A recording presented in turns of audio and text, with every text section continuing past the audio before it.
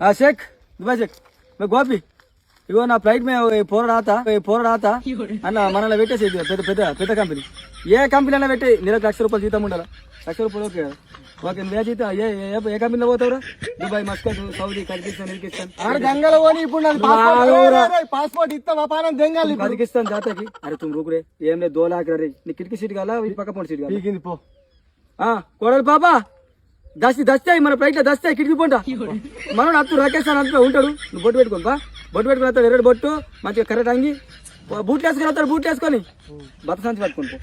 పంపి 2 లక్షలు కట్టేయమని చెప్పు సరేనా అరే మంచి జీతం ₹70,000 ఓన్ సీసాలు గడు కూడా అంతే ఏం పని లేదు ఓకే రైట్ ఏమైంది అప్పటి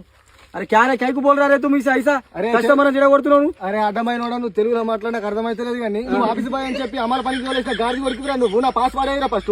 నువ్వు ఆఫీస్ లోనే కానీ నువ్వు కడుగుడు అమలు పని అంటే ఆఫీస్ తయారైతుందిరా నువ్వు ఫస్ట్ అమలు పని చేసి సూతర్ పని చేసినాక ఆఫీస్ అయినాక ఆఫీస్ ఉంటావు 20,000 జీతం అని చెప్పినావు ₹10,000 జీతం వస్తుంది వాళ్ళు నువ్వు ₹5,000 అమ్మలలో పోయి ఆ పిలిపిల్ల కాలకు మనం వారి దిగినాక 20,000 ఏడికే చేస్తారా నీకు 5,000 ఇంకా 15,000 రాలే కదా వాళ్ళు